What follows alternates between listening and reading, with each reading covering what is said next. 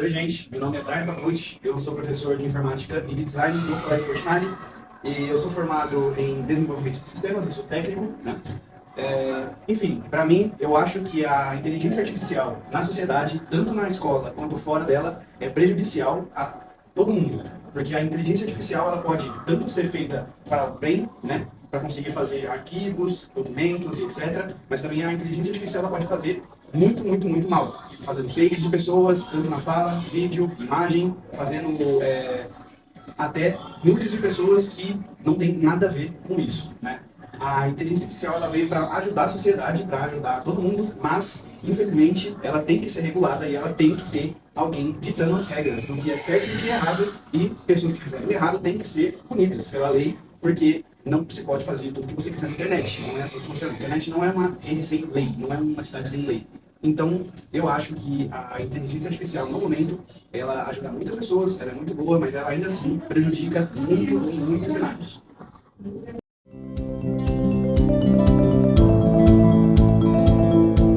Fala galerinha, meu nome é Bruno, eu sou irmão da Júlia, do terceiro ano do Ensino médio. ensino médio e eu sou desenvolvedor de sistemas, trabalho com a parte de arquitetura e de desenvolvimento de sistemas, e é isso aí.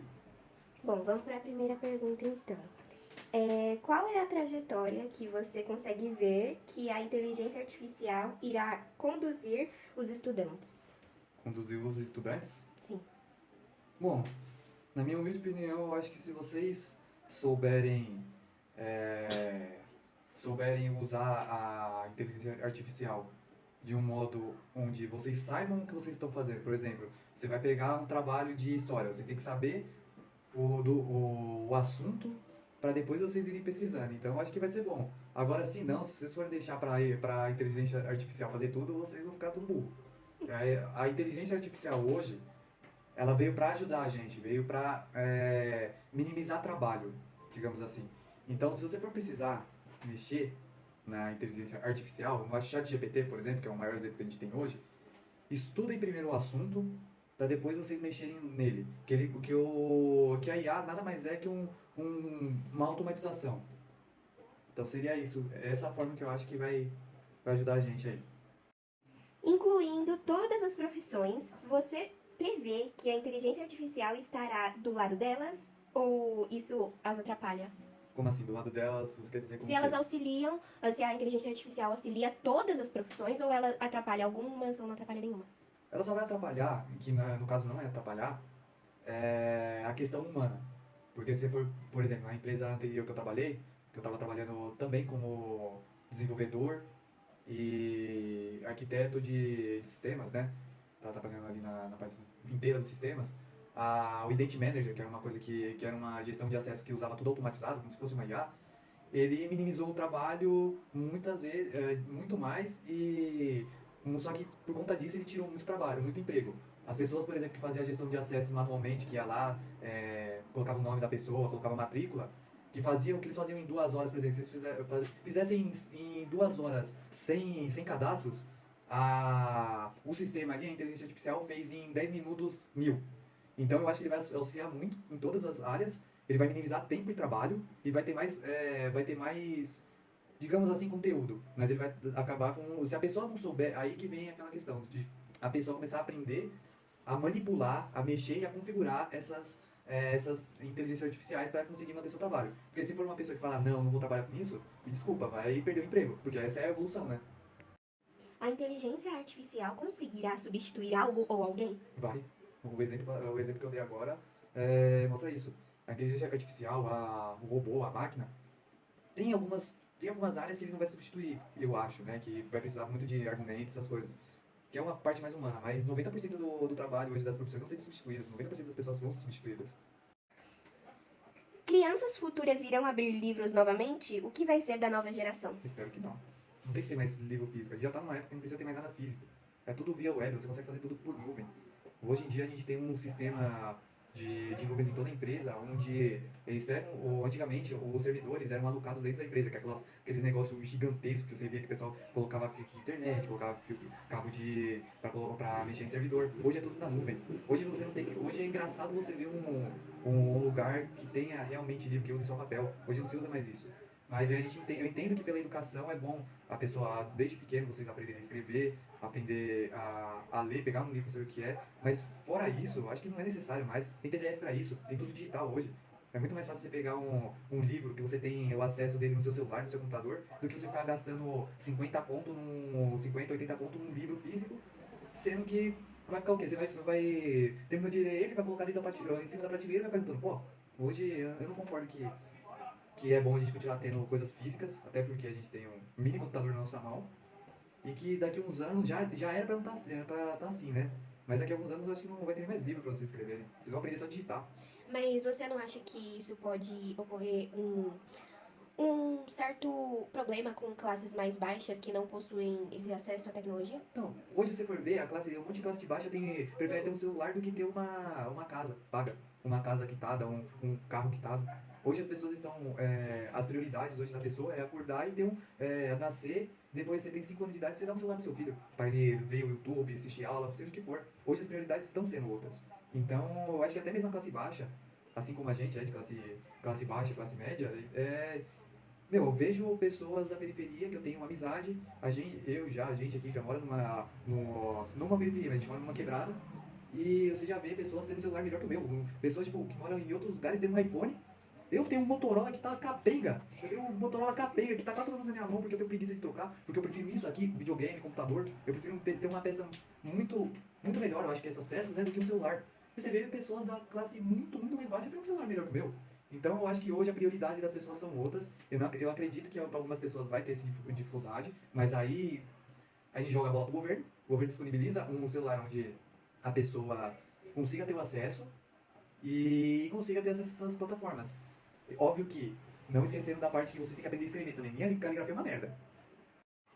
Quais são as tendências futuras da inteligência artificial na área de educação e como os técnicos de TI podem se preparar para elas? Bom, as tendências da educação, eu acho que a gente não, os técnicos conseguem se preparar fazendo o que a gente sempre faz, de pegar e mostrar passos a passos para que o usuário consiga entender de uma forma simples e fácil, onde ele consiga manipular isso, que muitas vezes é difícil mesmo com essas explicações, porque hoje em dia você vê muita gente muito antiga que já não sabe mexer muito com tecnologia, e você vai passar uma tecnologia dessas para essa pessoa, e ela vai confundir na cabeça. No trabalho mesmo, essa semana eu tive que conversar com 2 usuários, que os usuários tinham aquele celularzinho que falava que tinha até tanto tempo atrás aquele celular que abria e fechava, e teve que ser obrigado a mudar, porque tem questão de hoje em dia você usar tudo no celular como banco, como envio de documento, como falar com um parente que está longe.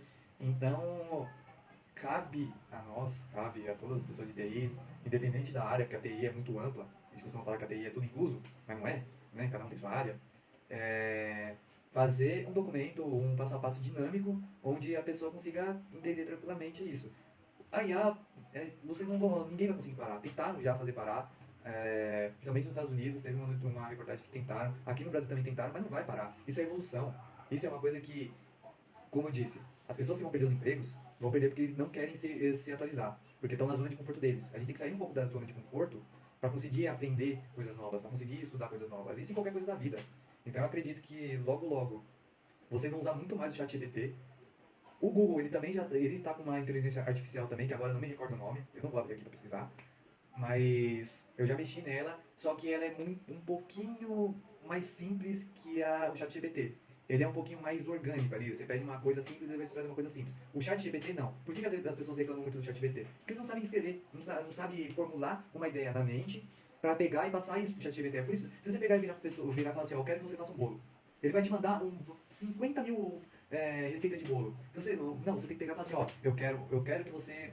O ChatGPT, eu quero que você me mande ou faça uma receita de bolo de chocolate com tal coisa. Aí você especificou o que você quer, você especificou o sabor, você especificou que é um bolo, você especificou o que você quer nele. Então ele vai trazer aquilo que você especificou. Então esse eu acho que é a grande dificuldade das pessoas hoje mexer com o ChatGPT. E eu acho que essa vai ser uma das principais tecnologias de inteligência artificial que serão usadas principalmente no meio educacional. E é isso aí, ok? Se despede, né? E eu tenho que me despedir também? Lógico. Tá bom, então é nóis, valeu. Estudem, crianças. É nóis.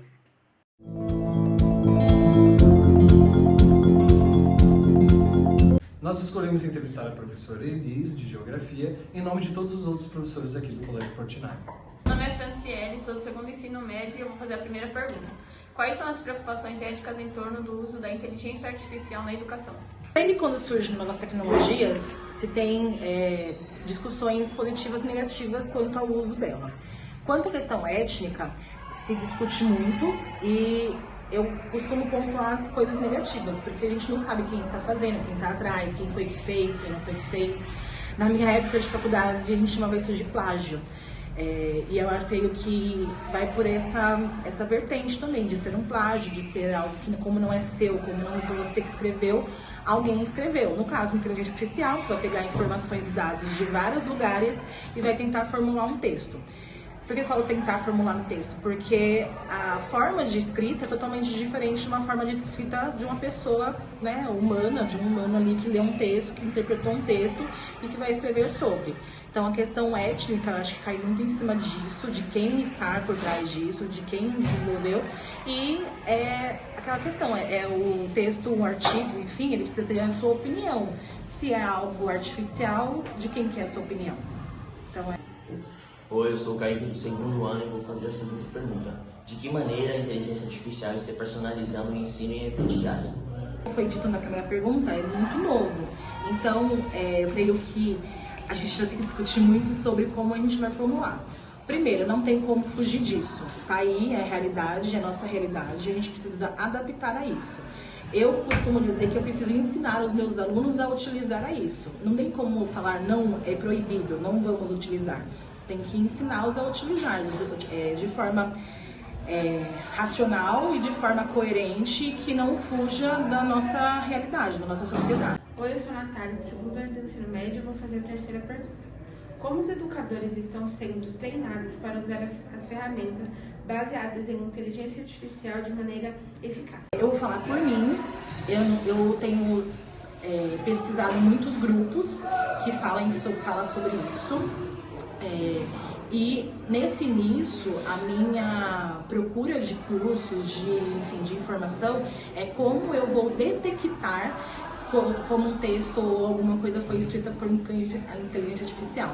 Então já existem alguns aplicativos, alguns sites, que você copia e cola o texto e ele mostra as informações de quais possíveis sites que ele está sendo pesquisado, realizado, e a partir dessa link a gente pode colocar como sim e não. Tá até comentando com o pessoal aqui da escola dos professores que muitos amigos meus que trabalham na rede de educação, eles estão fazendo um carimbo que fala sobre se o texto é formulado em IA, que aí você carimba ele falando que é um plágio que não foi feito pelo aluno e sim por IA. E eu achei uma técnica bem legal e possivelmente a gente vai aderir isso também. Eu sou o Márcio, do terceiro ano, e eu vou fazer a pergunta número 4. Como a inteligência artificial está impactando a avaliação dos alunos? Né? A gente viu muito, principalmente nesse último bimestre, em atividades onde tem que fazer textos, muito uso de chat GPT. Então, realmente é negativo, porque isso pode levar a consequências horríveis na educação, na formulação de profissionais futuros que não vão saber interpretar um texto, formular um texto, fazer um artigo científico, uma vez que a gente prepara esses alunos para essa realidade. Eu sou do segundo ano do ensino médio, eu vou fazer a quinta pergunta. Como a inteligência artificial está sendo usada para desenvolver recursos educacionais mais acessíveis e inclusivos? A parte de inclusivo, eu concordo, acho super válido e pelas minhas pesquisas isso está funcionando. Você vê que, por exemplo, atividades para você formular uma atividade num tema específico para alguém que tenha autismo, que tenha alguma deficiência, alguma dificuldade, isso é positivo, né? Você tem várias ferramentas que te ajudam a isso. Agora, sobre os recursos serem acessíveis, já é uma questão, uma problemática muito grande. Por quê? Porque se eu estou investindo em algo, investindo numa ferramenta, investindo num aplicativo, eu quero o retorno financeiro disso. Então, acaba sendo não acessível à população. Então, se você não paga essa ferramenta, se você não paga esse aplicativo, enfim, você não vai ter acesso. Então, acessível, eu acho que ainda é uma discussão que a gente vai ter que conversar, né, ter aí, ampliar essa acessibilidade para as pessoas, esse acesso às pessoas, mas a parte de inclusão tá rolando, é pago ainda, enfim, mas, né, inclusão não é acessível, então são duas discussões que a gente tem que conversar bastante ainda, porque vai ajudar muito na nossa realidade. Oi, eu sou o Matheus, do segundo ano do ensino médio, vou fazer a sexta pergunta. De que maneira a inteligência artificial está influenciando a forma como os educadores planejam, implementam e avaliam o ensino? Na questão de planejamento eu acho muito válido, muito legal, mesmo porque você pode, por exemplo, na minha área, parte do formulação dos planetas, né, forma como os planetas surgiram. Muito legal você usar a IA para isso, né, você consegue observar, ver, falar sobre. A gente usa muito o site de terremotos, por exemplo, então você consegue ver onde foram os últimos terremotos, qual foi o impacto disso, dá para acessar a informações e a vídeos sobre isso, muito legal.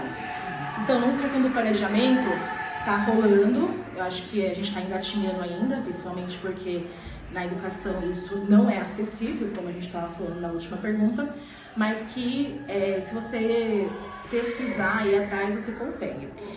Implementar e avaliar é a questão que a gente discutiu desde a questão da ética e tudo mais, né?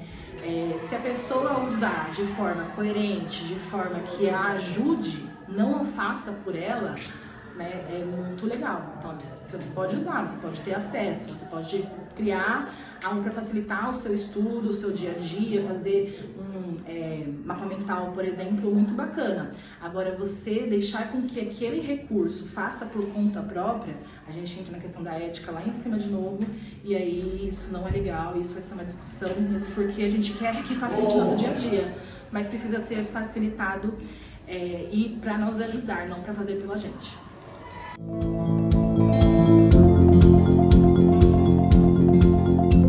Sobre essa reportagem, a gente está aqui com a Lizzie, que é a nossa diretora da escola de Portinari e é responsável pelo colégio.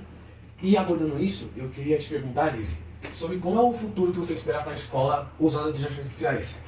Se você acha que a escola vai começar a se aprofundar muito mais com as plataformas, aplicativos, ou se vai estacionar onde está agora? Olha, eu acho que estacionar, a educação nunca estaciona.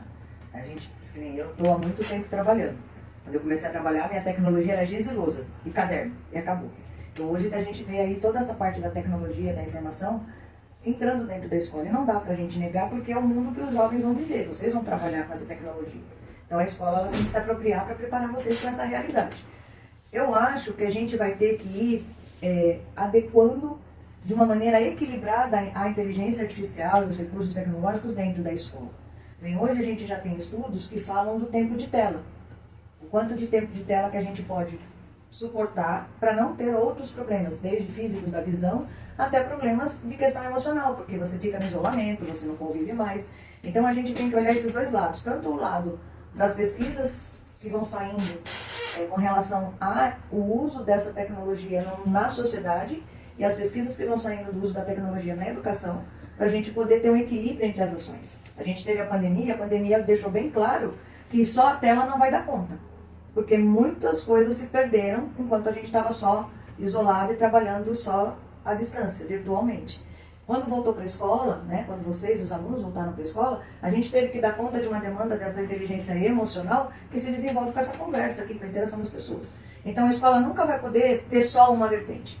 A escola vai ter que ter o equilíbrio entre o mundo tecnológico que está se desenvolvendo e a formação de humanos, de pessoas, porque é isso que a gente faz. Então vai ter que ter muito cuidado. Então você não consegue imaginar um futuro onde o papel seja substituído pela inteligência artificial. Na sala de aula a gente não usa mais caderno. Eu acho que a gente vai chegar nesse ponto. A gente vai usar o tablet, a gente vai usar o próprio computador, a gente vai chegar no ponto de substituição. Até porque existe uma praticidade e existe até uma responsabilidade ecológica nisso. Né? Que nem vocês mesmos, hoje vocês já têm uma gama de exercícios que vocês fazem na plataforma. Então não precisa mais fazer no caderno. Logo, logo, a gente vai ter uma apostila somente virtual. Mas a escola vai ter que se organizar, porque a gente também precisa ter um momento de criação dos alunos. Tem alunos que aprendem só quando eles se inscrevem. A mensagem que ele está trabalhando, a informação, ela se torna mais significativa quando ele escreve, quando ele passa pelo processo de construir essa linguagem. Então, muitas das vezes, eu não posso abandonar isso, porque se eu ficar só na inteligência artificial, esse aluno é mero receptor de informação. Então, quando ele sair da escola e for trabalhar na sociedade, ele só sabe repetir modelos, ele não sabe criar. E aí a humanidade vai entrar em colapso, porque quando os alunos, as pessoas perdem a criatividade, aí a gente vai estacionar no desenvolvimento. Então, a escola tem que tomar muito cuidado com isso. Vai chegar num ponto que a gente vai tudo virtual, aquelas realidades virtuais, as louças que o professor vai poder construir um sólido geométrico aqui em 3D para vocês. Eu acho que a gente vai chegar e não está longe disso. Existe já essa tecnologia, mas o custo dela é muito alto. Mas a gente precisa continuar garantindo o processo de criação do aluno. Porque cada aluno faz um processo de aprendizagem. E eu tenho que tentar todas as tecnologias para que todos possam aprender. Eu não posso simplesmente privilegiar uma galera. Eu tenho que tentar atingir o maior número de alunos possível. Então, acho que de vez em quando ainda vai ter papel, de vez em quando ainda vai ter que ter caixa de papelão para construir algo para o aluno poder vivenciar algumas experiências. E se aprofundar um pouco mais nesse assunto da escola, a escola tem algum planejamento para introduzir novos aplicativos na sala de aulas agora, ou por enquanto a gente vai continuar com o algoritmo, o virtual sempre? Como a gente fez uma implantação bem grande nesse ano agora, que a gente colocou 3 ferramentas de uma vez só, então como é que a gente faz o planejamento? O primeiro ano de uso de uma ferramenta nova, ele é de implantação. Então você nunca consegue medir de maneira correta o efeito dessa ferramenta na escola. Porque tem muita gente se adaptando, tem muita gente ainda que está entrando, você tem que trazer uma cultura digital para todos os alunos. Né? Então tem alguns que têm dificuldade ainda com o mundo virtual, por incrível que pareça, não tem dificuldade para jogar videogame, mas para trabalhar com a tarefa tem. Então quando você implementa uma ferramenta nova, que nem quando a gente implementou o Plural, para o Plural virar uma ferramenta útil para a escola, nós demoramos 2 anos. A pandemia nos ajudou, porque a gente já tinha o Plural antes da pandemia. E a gente tinha uma resistência muito grande, tanto dos alunos quanto dos professores, de usar a ferramenta. Quando veio a pandemia, a necessidade fez com que todo mundo aprendesse a usar. Então agora nós implantamos o Ritmo, que é o inglês. Qual é a finalidade dessa ferramenta? Ampliar o tempo de estudo do aluno. Porque vocês têm uma carga horária de inglês reduzida, para a gente poder garantir que a língua seja efetivamente usada. Então qual é a ideia? Você trabalha na escola no material físico ainda, e na plataforma você tem momentos de interação com esse uso da língua, porque ela vem toda em inglês. Então você é obrigado a ler, entender e responder na língua. E uma segunda língua a gente só aprende usando. Então a ideia é que a plataforma seja a ampliação do tempo de estudo do aluno, para não ficar limitado ao tempo só de sala de aula. A gente trouxe o EducHub, que é a educação financeira, que por meio dos jogos, por meio dos desafios financeiros que tem na trilha lá de desenvolvimento do aluno, ele possa exercitar os conceitos de educação financeira que são trabalhados na escola. Então a escola trabalha no físico e lá exercita no virtual. Né? É o que a gente chama de gamificação da educação. Então colocar nos jogos, no videogame, nas situações de desafio, o uso do conteúdo que você estuda, para você entender para que serve. Porque o ser humano ele aprende quando ele usa o conhecimento, quando ele usa o que ele está aprendendo. Se a gente não usar, a gente esquece. Né? Então a gente tem o inglês, a gente tem a educação financeira e trouxe o Leia o Mundo, que é uma biblioteca virtual. Porque a gente tinha uma grande dificuldade no projeto de leitura, que muitos alunos não compravam os livros para leitura. Então o comportamento leitor que a gente queria desenvolver, ele ficava a ver navios, não acontecia. Então, com a introdução da biblioteca virtual dentro do material de vocês, todo mundo tem acesso a tudo. De implementar a inteligência artificial aqui na escola. Então, Miguel, hoje a gente já tem algumas ferramentas que trabalham com a inteligência artificial. Na plataforma de vocês, no Plural, existe uma parte de formação de atividades para o professor que seleciona os exercícios a partir do resultado do aluno. Então, quando você faz uma tarefa, essa inteligência analisa o quanto você acertou e o quanto você precisa rever. Então, quando ele mostra a atividade para o professor, ela já traz uma atividade adaptada para ajudar o aluno. Então, a gente tem trazido a inteligência artificial como ferramenta pedagógica para a escola, aos pouquinhos, como apoio. Boa. Agora a próxima, vai. Você concorda com o curso das inteligência artificiais pelos alunos? Em partes. Eu concordo quando é uma pesquisa. Né? Então você vai fazer uma pesquisa, você faz uma seleção de assuntos, você precisa organizar o pensamento. Então eu acho que vale a pena para a gente poder ver, acelerar o processo de aprendizagem dos alunos. Não concordo quando o aluno usa a inteligência artificial para produzir todas as suas atividades, porque aí ele não faz mais nada. Ele só coloca lá no computador, lança no aplicativo, no software de inteligência, ele responde e ele só copia a resposta. Então o aluno não aprende nada. Então depende muito de como o aluno vai usar essa inteligência. Se ele vai usar a nível de pesquisa, para ele entender o assunto, para ele explorar, ok. Agora, se ele vai usar para fazer toda a lição e ele ficar sem fazer nada, só na folga, aí não adianta nada, porque ele está deixando de aprender. Então, eu acho que a gente precisa ensinar os alunos qual o uso dessa inteligência pode ser produtivo para que ele possa aprender, porque vai chegar uma época em que ele vai ter que fazer sozinho. E se ele fizer sempre com a inteligência, ele não vai saber fazer nada. Aí, muito bem.